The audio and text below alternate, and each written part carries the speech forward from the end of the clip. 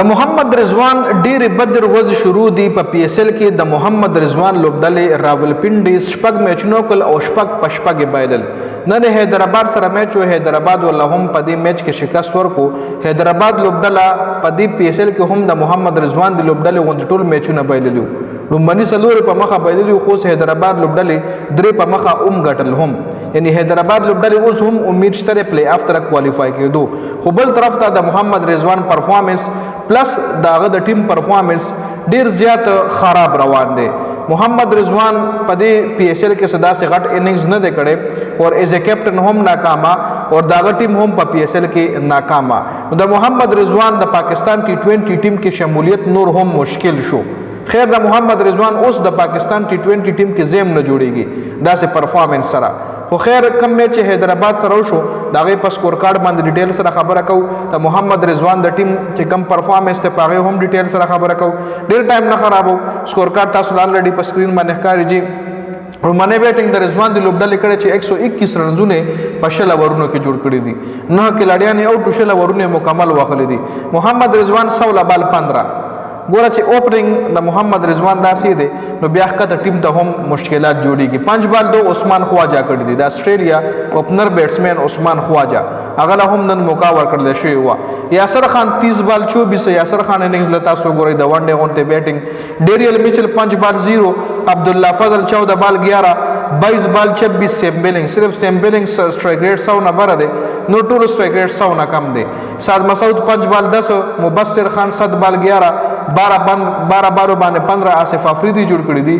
بن سیرز 2 بال 0 اور محمد عامر 2 بال 2.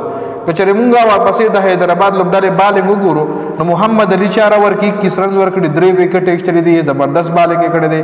سایم ایوب 4 اوور 14 وکټ یې هم ښه بالنګ یې کړی دی، خو وکټ یې ترلاسه نه ده راغلی. میکسویل 1 اوور کړی 6 رنز یې ورکړي او 1 وکټ یې پکې اخیستلې ده. حسن خان 4 اوور 23 وکټ یې هم ښه بالنګ. حنین شاه 4 اوور 18 3 وکټ آؤټسټینډنګ بالنګ حنین شاه کړی دی. مانس لبوشین پکې بالنګ نه دی کړی. آصف محمود 3 اوور 35 1 وکټه. آصف محمود ایکسپنسیو بالنګ کړی دی. که ورپسې بیا د حیدرآباد لوبډلې چیز وګورو نو حیدرآباد ورپسې دا سکور په 19 اوور کې چیز کړی دی او صرف 15 کلاډیان د حیدرآباد آؤټ. ما صداقت 5 بال 4 ناکامه شوی دی.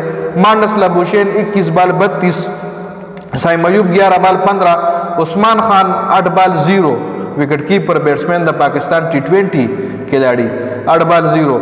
کوشال پریرا 24 بال 32. گلین میکسویل 1 بال 0. عرفان خان 29 بال 34 رنزونه.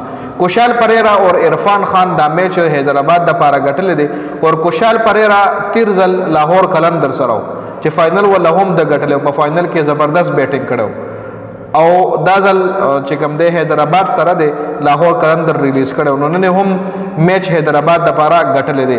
دا رضوان دی د طرف راولپنډي د طرف آصف افریدی 4 اوور 20 2 وکټه. بن سیرز 4 اوور 28 1 وکټه.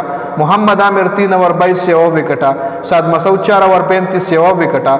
مبصر خان 1.3 اوور 15 رنزونه. مبصر خان اور سعد مسعود ایکسپنسیو بالنګ کړی دی. آصف افریدی خپل بالنګ کړی دی. بن سیرز هم ښه بالنګ کړی، عامر هم ښه بالنګ کړی دی.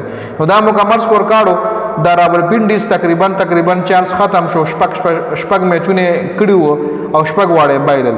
کوس بقایا څلور میچونه وګټي اوم پلی آف ته نشي کوالیفای کېدی. خیر دا مکمل سکور کارډو راولپنډي ورسز حیدرآباد. د ویډیو کتلو زیاته مننه. والسلام.